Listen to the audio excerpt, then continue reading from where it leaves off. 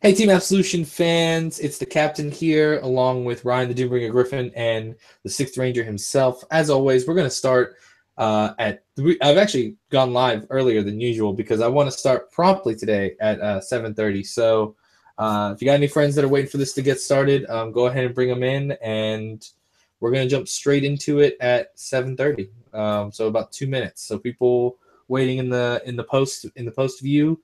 Give us about 2 minutes and we'll get started.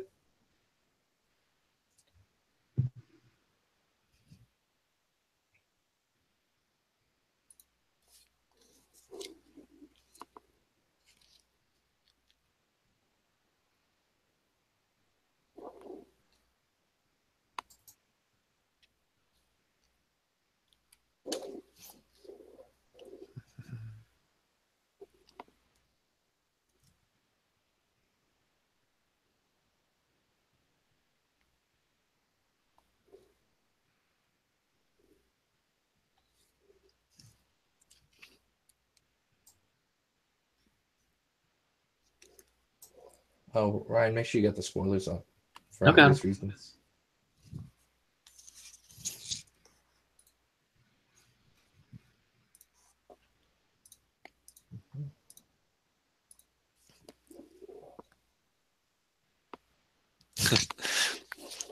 I'm looking through the rulebook for this new board game I got.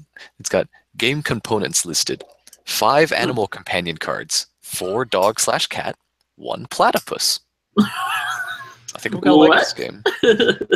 Yeah, it's got 4 dog and/or cat animal companions and 1 platypus token. Did you remember your dog and/or cat?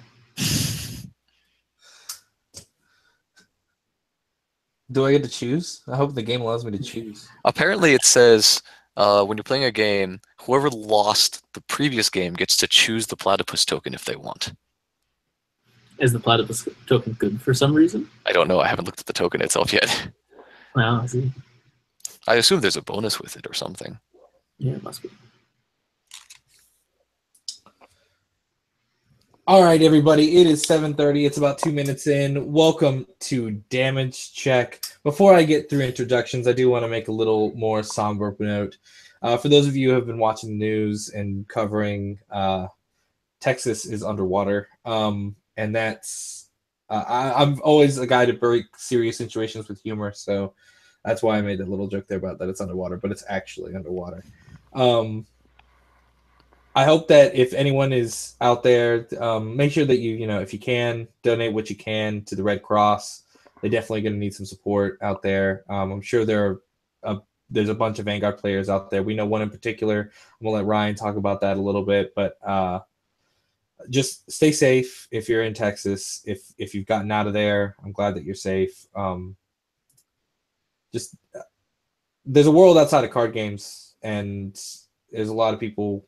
And so as what little voice I have, I just want to say, go out there and give what you can to help these people in need. Ryan, I know Ryan's got a personal story from a Vanguard player, so I'm going to hand it over to you for a second. Yeah, Sean, a big fan of ours, never missed a damage check. He's in the chat right now. He's out there doing everything he can. He's been out 3 nights so far helping the National Guard. He was out there before they got there, so he's been really giving his all, and he's a hero to a lot of people out there. So I just wanted to give him a shout out, him and all his friends, for going out there. And he'll be doing a recap video on his experiences there. So we'll definitely share that link with you guys, because we want you guys to hear from a fan of ours and how they're making a positive change in the world. So definitely want you guys to see that. If you see Sean in the chat, leave him a comment. Go donate to the Red Cross. Like Jose said, do what you can, because he's doing all he can as well. So with that seriousness out of the way, we're going to go ahead and jumpstart with a little bit of good old-fashioned, funny Team Absolution humor here. With Damage Check episode, I still don't know. I'm hoping we're not at 100 Ask yet. Sean. We're not at 100 yet, are we? No, I really we're hope not. this is going to be a really lame one if it's 100. We got to know. We got to be on the ball. I think we're like 96, 97. Yeah, we're getting close. I thought we were like 97 like 8 weeks ago. Anyways, like I was saying, I'm joined with the Sixth Ranger himself, Andrew, and the Doombringer Griffin, Ryan. Not a lot to cover this week, but some interesting cards. One interesting card's been spoiled, I guess. And then some token boys. So we're gonna jump straight through the spoiler reel. It's gonna be a pretty quick damage check, but hopefully we'll find a way to make it funny for you guys. So Ryan, go ahead and give us the good. Absolutely. We're in here with Genesis Dragon Bearing Messiah, the trial deck Stride. Stride, auto Vanguard Circle, Counterblast 1. When this unit attacks a Vanguard, you may pay the cost. If you do, choose one of any fighter's rear guard in the back row. Lock it. Choose a locked card and unlock it. So pretty utility Messiah, kind of a little bit pedestrian of an effect, but it's good.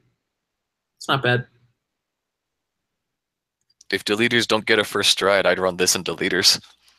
Well, yeah, this is a pretty quality first stride. Doesn't flip anything. Don't know if that matters to you. It might matter in CBD, but CBD doesn't really need a better first stride, does it? Nah, they already got CBD. Yeah, it's an average first stride. It's fair. It's balanced. It's not especially interesting, but it's a trial deck, so what do you expect? Yeah. All right, time for token, boys. Oh, I'm sorry, Jose. Yeah, I was going to say. Yeah, I was just going to say it's what you've come to expect from a trial deck stride. Hey, this is not on hit. It's not on hit. That's true. Yeah, that's nice. No more on hits, please. All right. So we're full Vise now, and our cards now are taken from an anime. So that's one less reason for me to actually play Token Ranbu. Okay, Ishikiri Maru Hanamaru. Hanamaru is the new thing archetype, I guess, because in the name that Token Ranbu has. So Stride from the token deck. I don't know what it is. Auto Vanguard Circle, Counterblast 1, choose a face down Ishikiri Maru Hanamaru from your G zone, turn it face up. When this unit attacks, if all of your units are rest, you may pay the cost. If you do, this unit gets a better effect than Chrono Fang. Anything. It gets power plus 5,000, drive plus 1 until end of that battle. Woo! So that is one spicy trial deck stride. That is, I mean, for like, okay, maybe as a stride it's above average, but like as a trial deck stride, it's not really a trial deck. I mean, it's a legend deck, is it? Sort of thing. It's kind of like a legend deck. Yeah, it's like an advanced deck. So even still, I would place this in like a not bad card to be putting it into a deck. I'd say so too. This is solid, like mid-tier, solid 2 of maybe, or at least 1 of in any sort of deck that you play. Well, you need 2 of it to work. Oh, he has to flip itself? Yes. Oh, it's not anything. Okay, so yeah, guaranteed like at least 2 of in any deck. Like if any deck had this card, they'd probably run it as a 2 of just because it's reasonable. But we already have too much utility. What do I take out? The first stride, like Grand Blue-esque stride? I might actually take that out. This is kind of better. Not too much. Look at that face, man. Don't you want to run that face? Look at that face. Mr. Bathhouse himself. And then the ridiculous critical trigger. I don't know why that looks like that. Mitsunokami Yoshiyuki Hanamaru. Critical. Continuous hand. If you have a face-up card in your G-zone, while you are paying the cost for stride, when you're paying the cost to stride a G unit with Hanamaru in its card name, you may discard this card as a grade 3 card. I like that card. This card is so good. It's so good. I have no qualms with this card. This card's good. You auto run this as a crit in any Hanamaru deck. If you have a single Hanamaru in your G zone, you run this card as a crit. I do. Yeah. Hello. I mean, I heard him. Did you hear him? I did not hear him. That was weird. I did hear him. Yeah, He's just saying if you have Hanamaru at any point in your deck, you need to run this card. Oh yeah, that's the main idea. We're good. This thing is like this isn't because like to me like a lot of people are going to compare this to the Cray Elemental. But the thing is, this has no downside. At worst, it's a 10k critical. At best, it's a grade 3 stride fodder. So, like, you lose nothing. You can have the world, but you lose nothing. It is a critical with an effect. We know how good criticals with effects are, so. My boy. Yes, we know full well what happens. See, when there's a great card with no downside, that's what we call a great card. And that's why it's like that. All right, we got a Sentinel, Namazuo Toshiro Hanamaru. Sentinel, auto, choose a card from your hand and discard it. When this unit is placed on guard circle from hand, you may pay the cost. If you do, choose one of your units that is being attacked, and it cannot be hit until end of that battle. If the number of rear guards with Hanamaru in their card names is 4 or more, countercharge 1 or soul charge 1. It's not bad. I don't know. Unless the units part is important to you, I don't know if you run this over the countercharge one, simply because who has that many rear guards anymore? Do you use Soul in Token Rambu at all? I don't know. Yes, a fair bit, but there's usually enough soul charge. Like there are things that just soul charge on stride. I think that this card's worth is going to be totally based on or not based on what we see from the rest of the trial deck or the theme deck, whatever you want Right. to call it. If Hanamaru has the effect that it just gets to call a bunch of things out of deck or off the top, or give it gold paladin effects, whatever. If it has that effect, this card's good because you'll just get there. But if you have to call stuff from hand, Token Rabu doesn't have any advantage engine. It's only slightly good at a lot of things. I can't see this card being good. Not with like Kagero, Narukami, Link Joker running around. Like I can't see this card being good at all. Yeah, me either. Anything that depends on a certain number of rear guards, especially 4, is asking a lot. That's just a lot. And I'll cover one more. Forbid Deleter Zekarad. Rare from the Link Joker set. Act rearguard circle once per turn, counterblast 1, it's grade 2. Card with Deleter in its card name, so a special counterblast. Wow, we haven't used that one in a while. If your opponent has a deleted Vanguard until end of turn, this unit gets power plus 2k and auto rearguard circle when this unit's attack hits a Vanguard. If your opponent has a grade 3 Vanguard, your opponent cannot stride during the next ride phase. Ooh, so spicy. It's a spicy. Keep in mind you have to pay the cost to get the effect. Look, man. This sucks. Okay, at worst, you're making your opponent drop 25k shield. 25k shield. No, I'm assuming best case scenario, you got 2 of these dudes on your board. You're putting this man in a very, very, very difficult predicament. And I mean, I get what you're saying, but the thing is, the sheer threat of this card is what makes it good, in my opinion. Like, is it an almighty powerful skill? No. But if it had been any more powerful, we'd be talking about, 1, why is this card a rare? And 2, we'd be talking about, like, the fact that this card should not exist. But the reason it's an on-hit skill is what allows this card to exist. Yeah. Oh, quick correction. It's not 25. It's 15k shield. It's you drop 15k shield to guard this without any boosters, obviously. Right. But So I guess my opinion stems from the fact that I don't understand, or not that I don't understand, but I didn't really take into account the power that the condition has to already exist. Like they have a deleted Vanguard. Their power is 0. Mm-hmm. That's worth the CB1 to maybe get a super awesome advantage. So I feel all right. I mean, yeah. I mean, the only problem I have is that, like, this is an amazing card, but they need a delete. Me and Andrew have talked about this extensively before damage check. They need a stride that deletes on first stride. If they get that, they're in the money. They are in the money. If they don't get that, then this really doesn't help them because they're not going to be able to get through the first stride hurdle. At least that's my thought. What is your Andrew? Go ahead and throw me your thoughts. Yeah, so pretty much right now, we either delete on second stride or we delete without striding. Neither of this is appealing. So this card makes it so that you want to run stands because you're just like, I swing 11, effectively 21 at your 0. And you're like, okay, guard. And I hit a stand trigger and you're like, God dang it. And then you guard it again because otherwise you can't stride.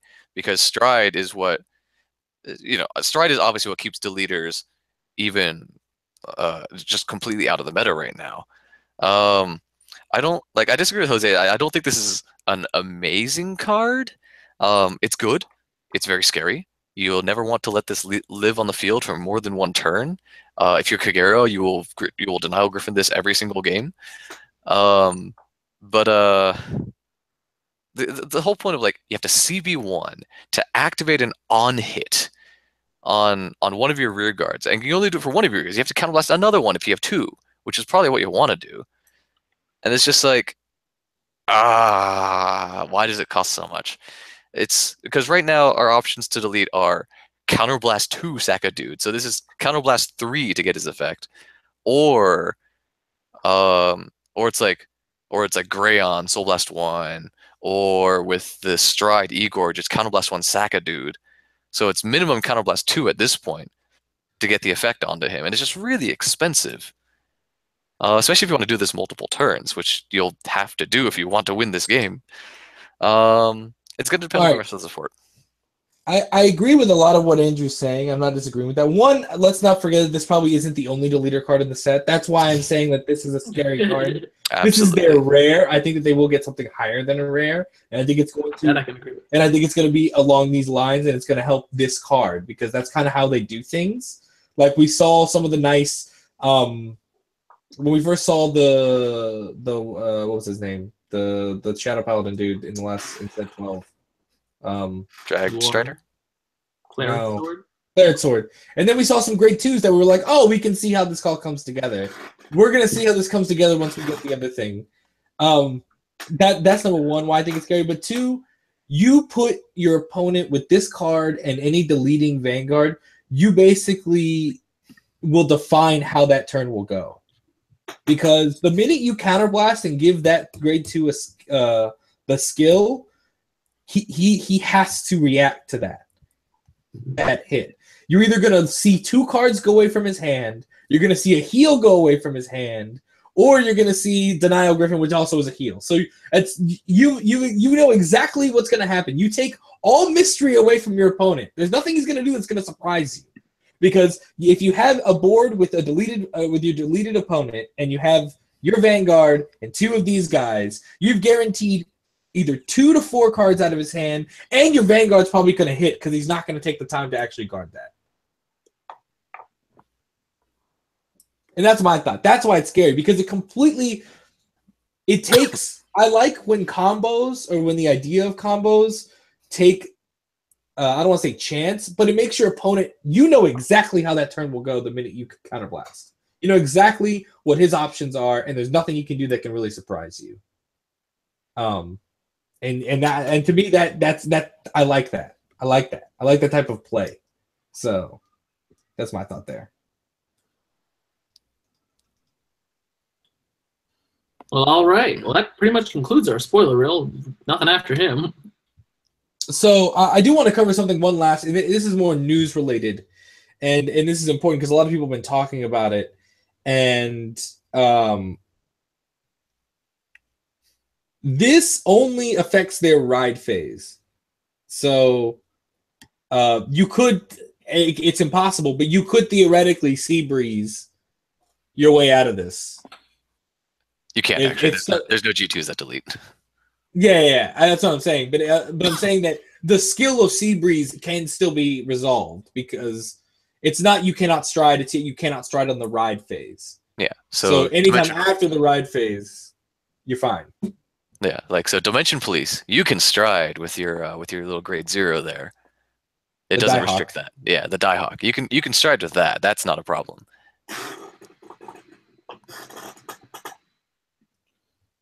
Yeah.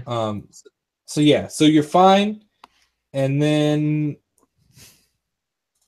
so it's gonna be a good time. It's gonna be a good time.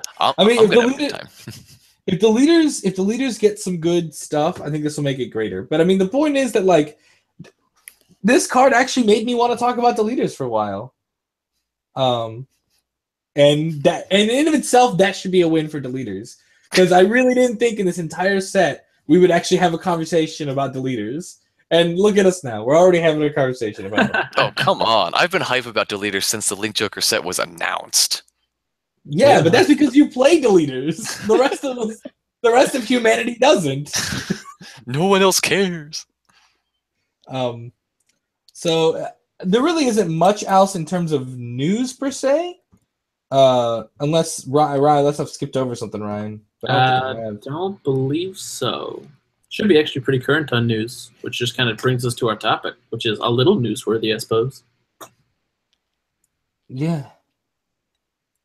Yeah, definitely. So let's talk about so Bushiroad's going to have a special announcement coming up soon, and it's going to be an announcement involving fighters rule changes, and along with a special announcement.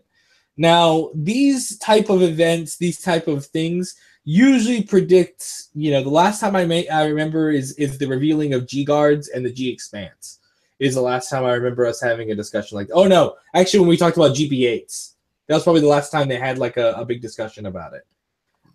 So this is something along that line. So the topic today is going to really delve into what could this be? What could it mean? What kind of changes could be introduced? A new trigger would be nice, but I don't think we'll see that. The elusive fifth trigger that we've been waiting for since for 3 years. 10K revive trigger. Ooh, what a spice.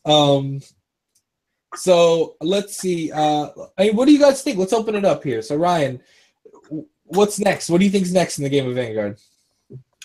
What is next in the game of Vanguard? I think what I really want to happen is, probably just another new clan. If we got a new clan with some wild mechanic, like the freeze mechanic or something, or the ability to not only, because now we have a clan that allows you to play your opponent's dudes. If we finally got that mechanic that allowed you to really hinder their resources, I think that would be something. But we're not quite in next season yet. They're making that announcement, but we still got a little ways to go. So I'm wondering if it's going to be something as pedestrian as we're going to just change a few rules and explain to you exactly how domination works in almost every circumstance. Here you go. Here's a nice big book to read. Andrew, enjoy it. It'll only be 10 lines, I'm sure. That's all they write. Yeah, I'm sure. So at this point, I'm not super optimistic myself on any big rules changes, but I'm open to hear what you guys have to say. Although if like you said, Jose, we did get a trigger, I would probably advocate for just a 10K power trigger, just to really change up the way guarding's done. It's kind of like adding sprinkle a little bit of Hearthstone on, like, oh, we're gonna get a little bit of randomness in here. If you 2 to pass me and I flip the 10K trigger, well, now it's a 1 to pass, surprise, haha, here you go, enjoy yours. And would that thing even be good in the first place? I mean, it depends on what its shield value is, because if it would have to be a 5K, so it would replace draws essentially, which would be an interesting way to think about it. Would it be run? I don't know. It depends on the deck in question, I think, but I think it would be a very interesting. It would be a very interesting Cray Elemental, like a 10K trigger that's a Cray Elemental, can be used in all decks. And it's a 5K guard. And that's my personal thought, just because I do think it would change the way guarding is done, and it would be a good counterpoint to G guards, because G guards are so much defensive power. It'd be nice to have just a dash of more offensive ability to break through something like a G Guardian. So says the Sank Guard player. Yeah. So says any player who has a ridiculous finisher made terrible by G Guards. Novell cough. Novell. See, so you feel my pain. You feel my pain. Yeah. I need more power, and I need some better way to get it. So what do you think, Andrew? What do you think that we're gonna get here? What are some things that you're hoping for? I'm not actually sure. The initial thought I had was like, oh yeah, this will just be the domination rule change, but I think they've already gotten that in Japan. So if they're going out of their way to make a big announcement like this about like, oh, we're gonna have a rule change, then honestly, given that I talked in some previous damage checks about how they're sort of trying to wrap up the season by giving every single archetype they can think of like all the support they can have or stride. We're missing only a few archetypes now for support, and so my thought is that they're winding down the season and they might make a new announcement about sort of what the next generation, I guess, is. Instead of what is this, G era, they'll have like Z era or something. Kind of moving in that direction, aren't they? GZ. Maybe it'll be just Z. Jeez. And so I think we might see a brand new mechanic. I was sort of spitballing some ideas earlier, and I was like, what if they bring back clan mixing? So they've tried to restrict clan mixing for a while, and they brought it back for a while, and then ThingSaver came along and shut that down. ThingSaver Abyss, and that went away. But what if they bring back clan mixing, and they have strides that say things like, okay, when you stride this during your turn, if you have, say, Royal Paladins and Gold Paladin cards, all of yours will be considered the same, and you'll get like a double skill that's both a Royal Paladin skill and a Gold Paladin skill. Like, I think that would be pretty cool. Like, you have these special strides. It's like it rewards you for either deck mixing or even just splashing in some cards and gain extra bonus effects while like you gain extra bonus effects on the stride itself, but your deck overall is in theory weaker because you're mixing together two clans that aren't supposed to be mixed. I don't know. I think that could be an interesting way for the stride zone to go. So, quick Vanguard history lesson. Clan mixing was legal for a good couple of years. It just wasn't ever any good because clans didn't mix very well, and also the Lord mechanic kind of kept that out for some time. There were rules on what to do if you had a mixed clan, for example. There's something that you don't see much of anymore where if you had a Vanguard that was if you flipped a trigger and your Vanguard wasn't the same clan as that trigger, you couldn't use the effect. You still got the power, but you couldn't get in the extra critical. You couldn't heal. You couldn't draw. It was very important that your Vanguard had the same clans as your trigger, and so you tried to maximize those ratios. You could do those sort of things. That was actually how one of the original Grade 1 Rush decks did. It played Mecha Trainer and Spike Brothers crits, and then you played every 8K in the game and made 16K lines and danced all over their corpses. And it was a strong deck. Of course, our Grade 1 Rush decks are much more efficient these days, but so Clan Rush was in the past, and pretty much when we got around to Legion and we had Thingsaver, which was arguably the best card in the game, and Abyss, which was also a really good card, and then you also had Cat Butler running around saying, I could do that, I can be played in anything, and we're going to have a great time, and then no one had a good time. That crap was banned. But those really were the days when clan mixing was best, and probably when it could have been utilized. Moving forward here, I think Andrew makes a strong point for clan mixing because it allows Bushi to get a lot of mileage out of these old clans, which are frankly maybe getting a little stale for some people, or some are getting a little redundant, like Kagero versus Narukami. Well, if you just merge them and allow people to play the best of both worlds, then maybe you can get a little something extra out of Kagero and Narukami before having to introduce even crazier mechanics. It also allows you to maybe continue using Stride as a mechanic because we don't know if they have any more bright ideas about G-Zone cards. So I think it could be interesting. I don't know how they would work it, and I'm sure... And I believe the joke Jose made earlier was Bushiro doesn't do enough R&D on one clan, on cards that are really good in one clan. What happens when you start allowing people to do whatever they want?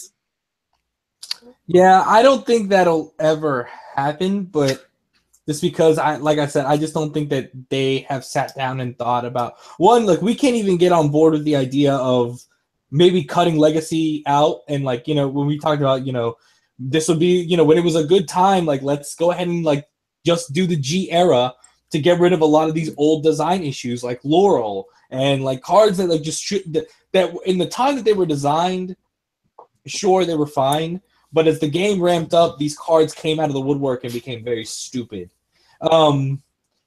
So, that would have been a good time for that. I think that that's the kind of problems that we run into, is that we don't know every card in Narukami, and I bet there's some sleeping card in Narukami waiting to be played in a Kagero deck, and we just don't know it yet. Or vice versa. Or, God forbid, we throw some crazy janky card in Link Joker, and now Link Joker is, like, devastating. Like... And everything is Mad Scientist format. And, like, it just becomes a very dangerous thing. However, the concession I will make is something that we've already seen once, and I think could be expanded upon in a GZ format. Like, let's say GZ was like a doubles format, where instead of like 3-on-3, it was 2-on-2, kind of like twin-headed giant kind of format. And so we started seeing, like, blah, blah, blah store, blah, blah, blah Cray, fused units. So, like, a Stride that can exist both in, and this is just something that came off the top of my head, Aqua Force and Royal Paladins. Why you'd ever combine those, I don't know, but let's just say hypothetically you did. And it was some Stride that can be played in either G-Zone and has a skill that takes from both, but it's a skill that resembles both something a Royal Paladin deck would do and something an Aqua Force deck would do, but it's something new entirely of itself, if that makes sense. So it's kind of like the Garmor Stride. How the Garmor Stride could be played in Royal Paladins and in Gold Paladins, and it had a skill that kind of deviated from both. It's just that card wasn't that good to be played in either. So I think that they've tried so hard, and especially this past season, they've really emphasized giving each clan its own identity. Every clan now has a keyword. They are now more themselves than they were before because they each operate differently in a very specific way. Here's how.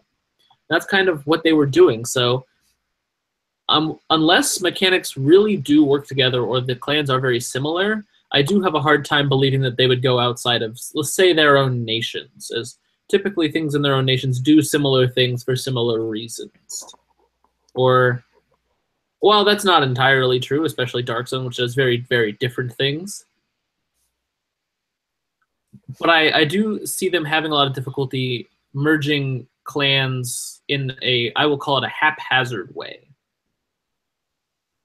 I think that'll just be a little too difficult for them. And if they have predetermined combinations that get interesting, then I also see a big gap in support. And I think there'll be a lot of trouble there.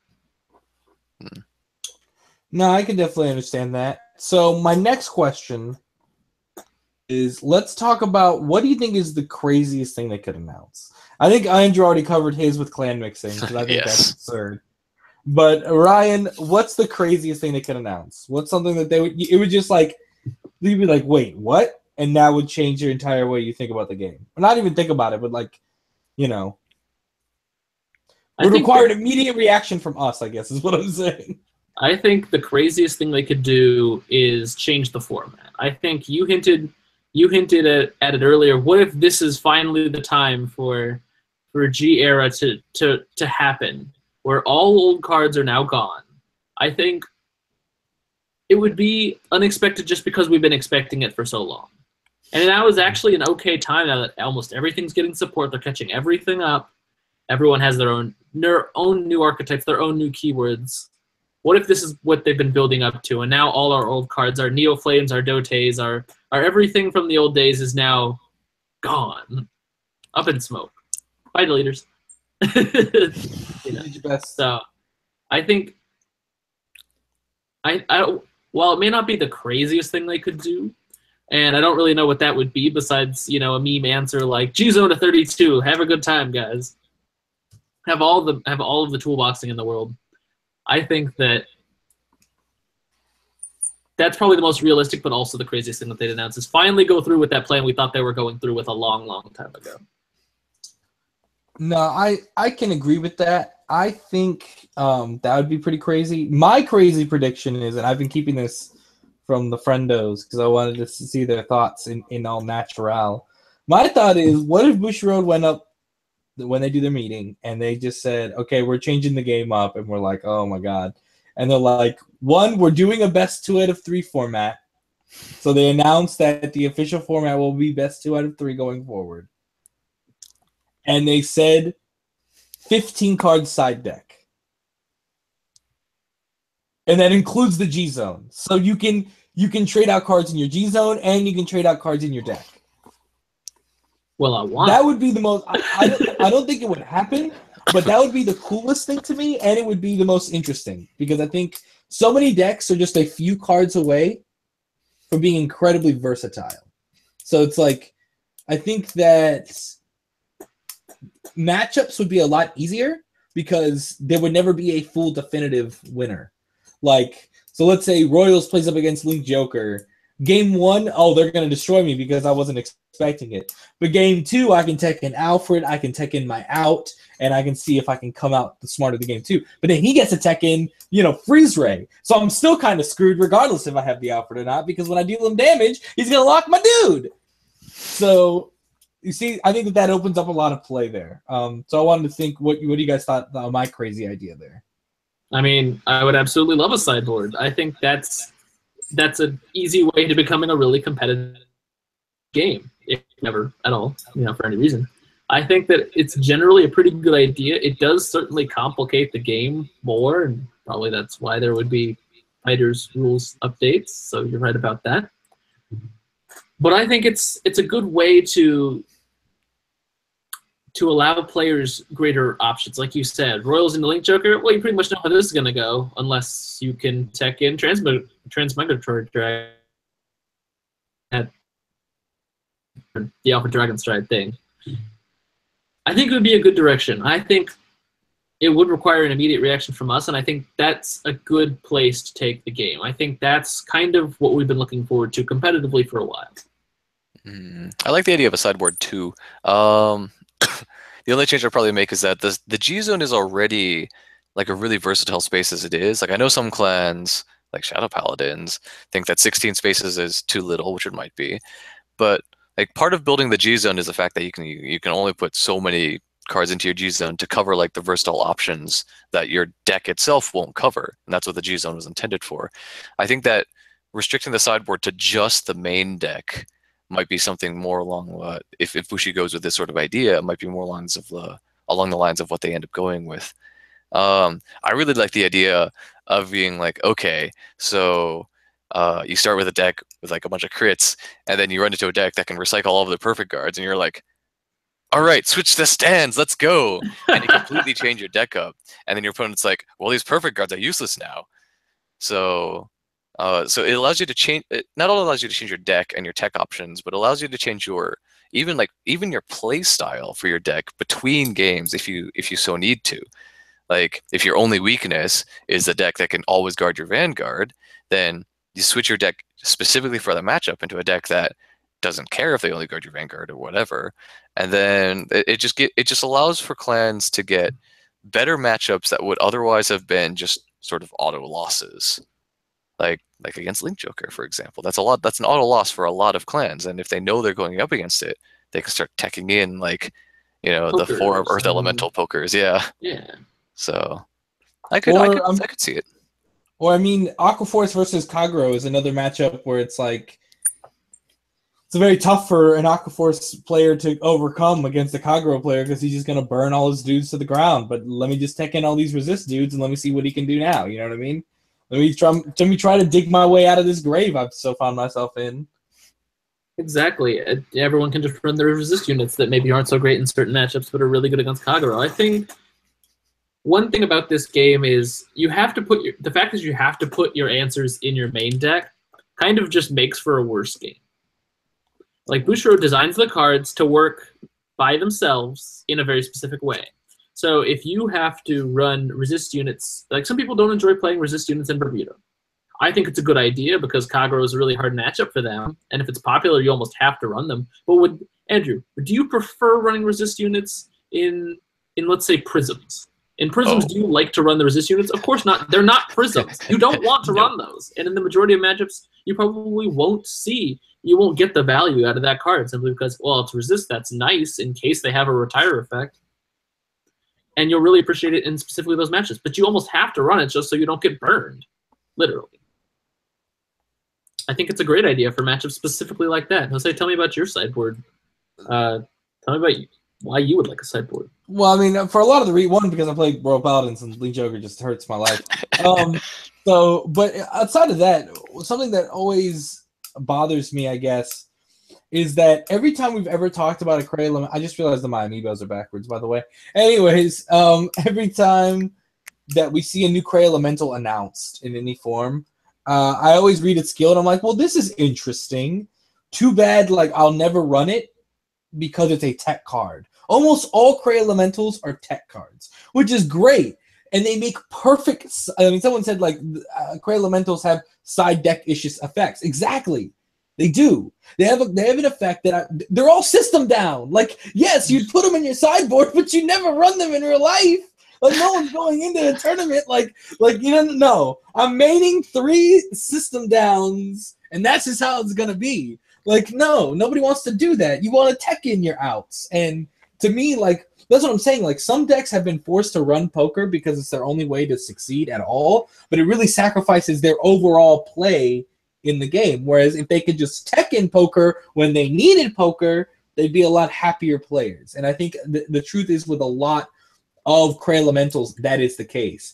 I mean, heaven forbid Legion ever comes into play again, and people are every deck is running 4 of that Legion Stride or something, like, or that Legion the Legion the Disabler. Elemental, the Legion Disabler. Like, all their skills, or like the one, like there are just so many ones I've thought about running, but I'm like, no, it's just not worth it. Like even the one that if your opponent wants to attack more than 5 times, he has to CB1 to do so. Like that would be a detrimental card in a side deck because it affects a lot of decks. It would help you in a lot of matchups, but nobody runs it. Why? Because they have better things they need to run to beat all the things that aren't the thing that's going to kill them anyways.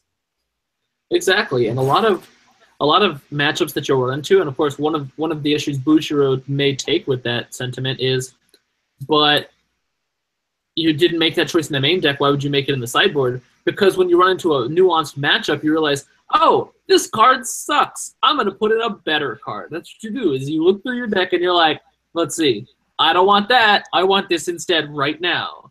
Or like, if there's any number of reasons. Like I didn't use this card at all. I didn't think I would. In this matchup, it didn't help me. He had a resist unit, and I'm packing just a little bit of retire. I'm gonna take those out, and I'm gonna put in something else. That's what you want. You want the ability to decide, to make strategic decisions on the fly outside of game. Now, see, that's there is one thing I just thought of where I could see this being a very Bushi-esque decision to make, where if they go best 2 out of 3 and they allow you to have sideboard, Bushiroad would probably say your sideboard may only consist of Cray Elementals. I could see them doing something like that. I'd be okay with that though. There aren't enough Cray Elementals. I think I could find enough to dig my way out of there. I think I could. I really do. There's a ton of Cray Elementals right now. You could make a huge sideboard out of it.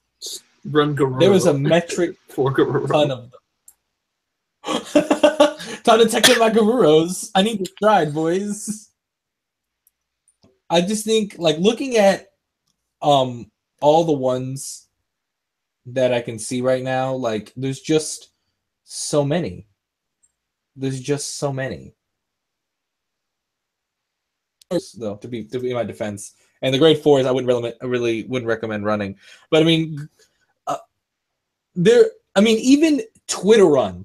If let's say you run into the grade 1 rush matchup, you want to get rid of grade 1 rush? Let me tech in some Twitter runs when I play against this deck, so I can enable GB1 and crush this man into smithereens. I mean, not me, but other. I mean, why don't people play Twitter run when grade 1 rush wins Nats and Worlds every year now? Against any other matchup, and then grade 1 rush just sneaks in there. You don't want to play deck that you can, and Twitter run does not make your deck better. He only makes it better against one matchup in particular, and you may not see that matchup. You may be taken out of the tournament by something else. And if you had run Twitter run, it would have just been that much worse. It would have not been a good time for you. And yet Brax every time says, I could just play some Twitter runs. And we're like, don't do that. It's not statistically viable. But then he never does. That's the thing. Well, yeah, he listens to us because we're a good influence. And Brax is a good player. You could tech in Doxic in your Blau deck and figure out if that works. But no, because one don't play Blaus.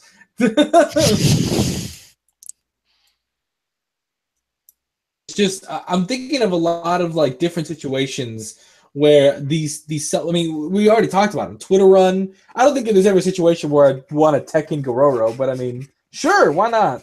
But poker,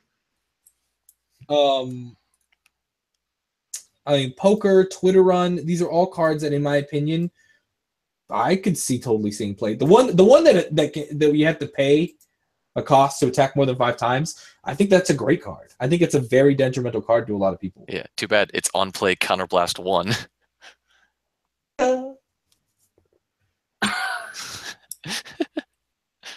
Yeah, like you run into the Aqua Force and it's like, well, you're glad to have that card, but if you run into literally any other deck, you're like, well, this card is, I guess I'm using this with a grade 2 and striding with it. Isn't there a Cray Elemental that gives you the unit in the same column as it resist? That'd be great. That'd be nice. I think there is, actually. I don't remember, though. Just play those. They've made so many Cray Elementals. And then it would actually make... Elemental route, then it would make sense now, simply because they've now printed enough Cray Elementals that it makes sense. you now have options. You don't have to just to play 15 cards. You don't have to run in like 4 Dark Element just to have it. Oh, for example, okay, here's another one. Completely didn't know this card existed, actually, because that's from set 12, and I didn't go through the whole spoiling thing. Air Elemental Brew Run. This is one that I think is what kind of you were talking about, Ryan. When your opponent's deck, auto rearguard, when your opponent's deck is shuffled, do the effect of one of your opponent's cards. Until the end of the turn, this unit gets power plus 5k and continuous rearguard Guardian Circle resist. So it becomes a 14k rearguard with resist when your opponent does what almost any deck will do at some point during their turn, and that is shuffle their deck. If you go up against Royal Paladins, Gold Paladins, Shadow Paladins, Gear Chronicle, okay, those are the main 4 that I can think of on the top of my deck that I know are going to shuffle their deck without any question. Most just can. Yeah, most just do. I just think it's a good stuff. I just think it's good. That's why I really want it. I don't think it's going to be, but I would love to see a sideboard in Vanguard. I think that that would really revolutionize the way we handle games. And it wouldn't add any real additional cost to the game because none of those Earth Elementals are really expensive. The most expensive one that's a Cray Elemental might just be Seabreeze. And I don't even know how much money he is anymore. Mad Money with Ryan, let's see what we got. And it doesn't power creep the game out of existence. It uses resources that were technically already available to you. It just makes them more available to you. Seabreeze is like it's $12. $15. Yeah, $13 now. That's pretty expensive, actually. How much is Dismal? That's but, not, you're running that's not expensive, but you don't need more than one. Yeah, you only need one, so. Dismal's $7. Yeah, this is fine. Give it to him. So yeah, that's our general thoughts there. But I think it's about that time, Ryan. I think you know what time it is. Rip up those hashtag Ask Absolutions. Hashtag Ask Absolution. All right, let's go ahead and get some good questions out of here, and see what'll come to us. I'm still looking at Cray Elementals. Yeah, same. Like, are you sure looking at some of these. Are you sure there's not a grade 1 that gives the thing in front of it resist? There's not. There's too many grade 1s. So I looked. There's not. There's a Cray Elemental perfect guard if you want that for some reason. If you really had a bad matchup, you just tech in Bobo and kill yourself. The Cray Elemental perfect guard is actually really fun. It's like if you have to G assist, if you remove this card from the game, everyone draws a card. Oh no! Here it is. Here's your guy. It's P-Chan. It's a grade 2. It says counterblast 1 until the end of turn. All the units in the same column as this unit. Oh wait, no, it's anti-resist. Oh. So this would be a tech into Kagero decks against the resist decks. Yeah, give me look at your options, man. Peach. Yeah, but Connell would be great. Yeah, Connell's good. Let's see, what else would be really awesome here? Are there any like super situational strides? Because like you can just hold a Ractome or a Gleam in the back. Just like, I realize I need more filter. I wasn't getting to where I needed to be. Let me just run one of these. Hey, never doubt the power of what a Blizza can do. So I would probably tech at least one Blizza. If I was allowed to use strides, I would tech in a Blizza in the side deck. Because never doubt the power of what a giant punch to the face can do to end a game. Hey.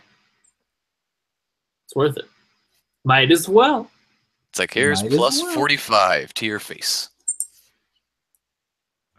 Like, oh, no guard? I'll just win now. Some clans do better. Most clans can't.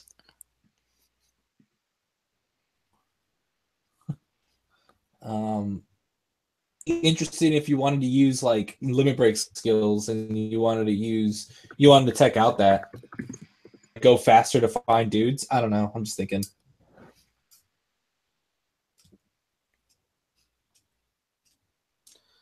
They revving. God, why does Bobo exist? Counter charge 1, soul charge 1, deal a damage. I'm telling you, man. Angels. It's not even good in Angels. I get what like if you wanted to I don't know. I guess that's what I'm saying. If you wanted to kill yourself, just Bobo yourself out of the game. Or hey, if it's 0 damage Glendios, you Tekken Bobo. That's what I was thinking. That's also an option, though. You actually could Tekken Bobo, and you'd be like, but at that point, just run Doxic and prevent yourself from killing yourself. You know what I mean? Run Doxic because it makes it just a limit break 4. But then what if that guy keeps you at 3? Then you hit him with a Doxic and then the Bobo. Y'all need to not. Y'all need to not. What does this thing do? What? So hashtag Ask Absolution. What 2 clans truly benefit if mixed together like Royal Paladin,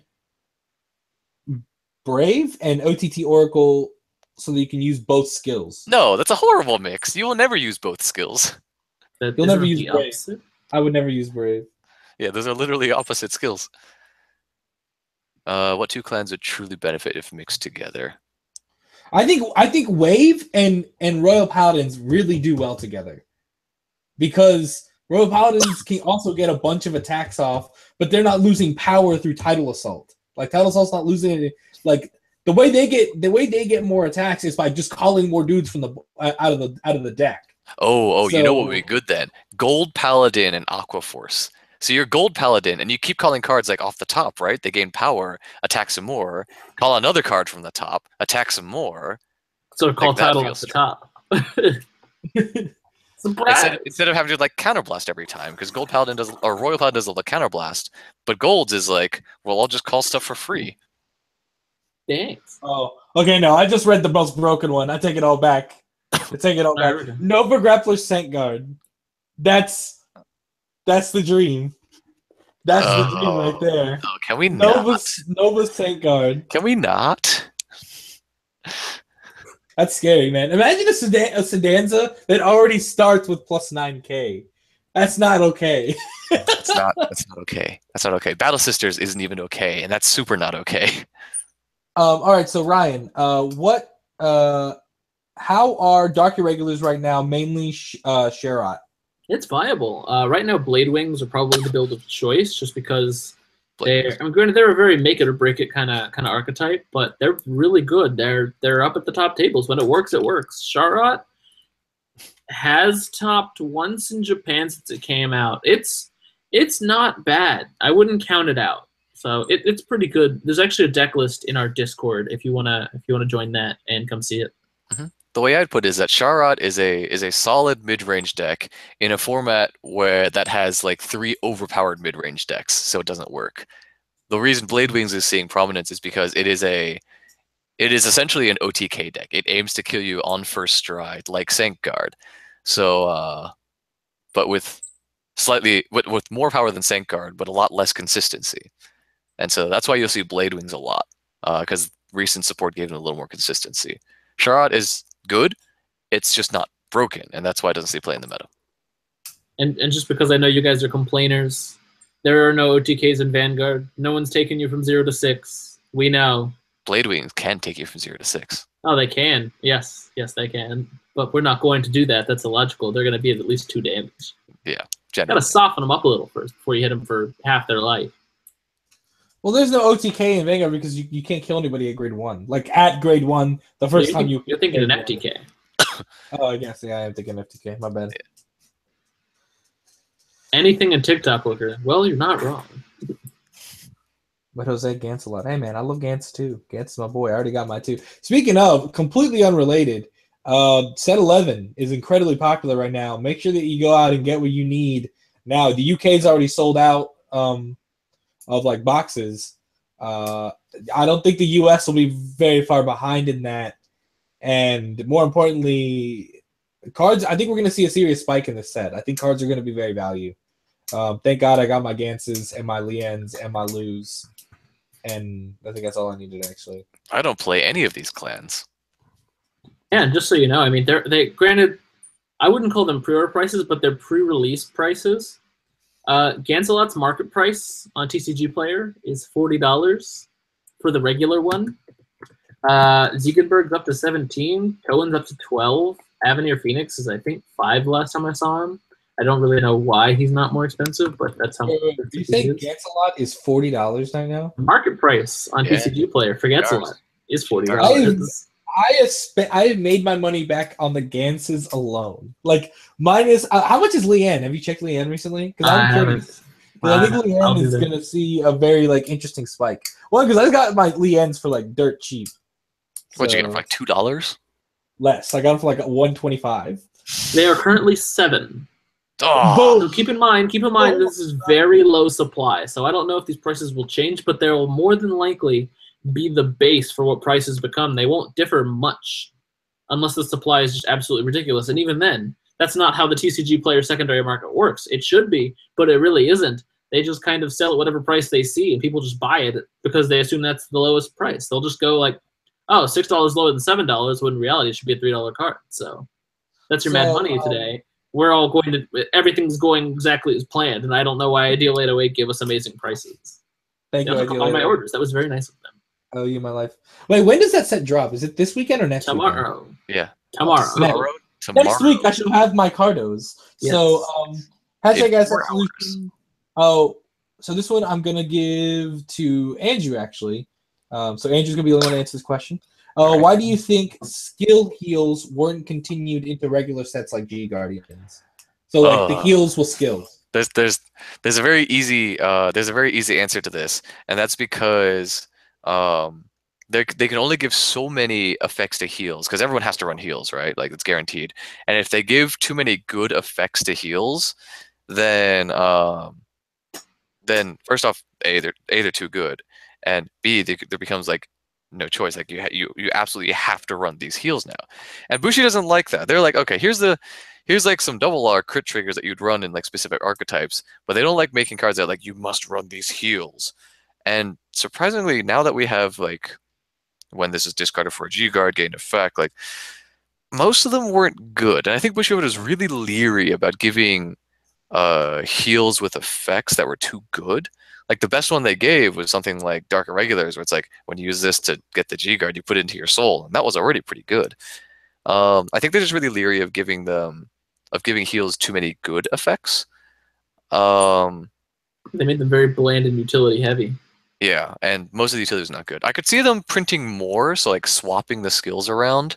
I think the base power level of the skills printed on any heals in the future will be about the same. But the other thing I think they're worried about is that because these skill heals were printed in a fighter's collection, they wanted to make sure that every clan had access to them first.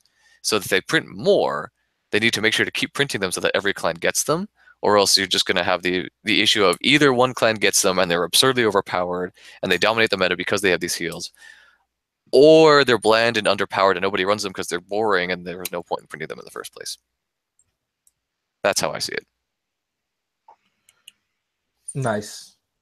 So this one I'm going to give to Ryan and Ryan alone. So hashtag Ask Absolution. If they were to announce a new main character in Vanguard, what would be the ideal clan for the main character to play? Wow. No favoritism there. Nope. No. Give me more Kagro support. Okay, so I'm actually gonna call it in for a day. I think we got, but always, if you want to ask us more, hashtag Ask Absolutions, where should they go, Andrew? Yeah, head over to our Discord chat. That's right. You can find the link on our Facebook page, and should be somewhere. It'll be listed in this YouTube chat as well. So, I'm already on it. All right, take the invite and join us in our Discord for chats with us throughout the week. Yep, and there is a little sub-thread about hashtag Ask Absolutions. So if you want to get questions answered from other fans, questions answered from us, I even occasionally jump in, though it's somewhat rare. Ryan, Andrew, Keith, Brax, they all there occasionally, always answering some good questions from you guys. And as always, we love you all. We thank you all for watching. Stay safe out there if you're in Texas. And we'll see you here next time with Team Absolution. Peace. Bye-bye now. Bye-bye.